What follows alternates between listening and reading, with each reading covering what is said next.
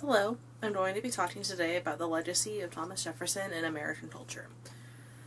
Culturally, most people know Thomas Jefferson as the third president of the United States, the author of the Declaration of Independence, who maybe had some not so great ideas in addition to his great ones.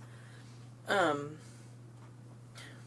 first thing he's really known for is being a founding father.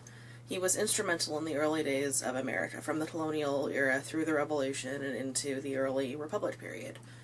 He was politically liberal, favoring the more French views in opposition to the more British views of government that the Federalists, for instance, espoused. The Declaration of Independence is probably his most famous moment, penning the line, "We hold these truths to be self-evident, that all men are created equal, that they are endowed by their Creator with certain unalienable rights, that among these are life, liberty, and the pursuit of happiness," was probably the highlight of his career, to be honest. The legacy that this statement left for the rest of America cannot be calculated.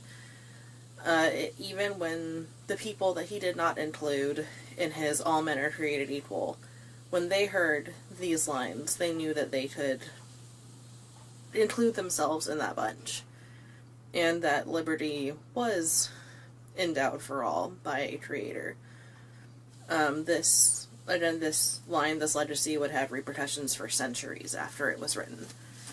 As the third president of the United States, from 1801 to 1809, I believe, he believed in the idea of manifest destiny, that was, America should expand across the whole continent.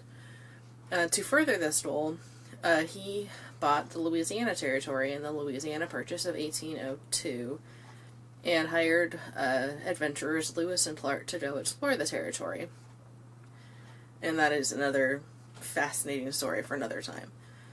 In the end, though, his lofty ideals really conflicted with his personal actions.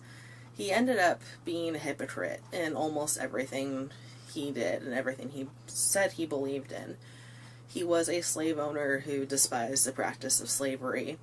He entreated his own slaves pretty poorly, as far as, by modern standards, abominably, but even at the time, he was no better or worse than anyone he was looking down on for the same ideas. He may have created the foundations for the belief that all men and all humans are created equal, but at the time he really meant men like him.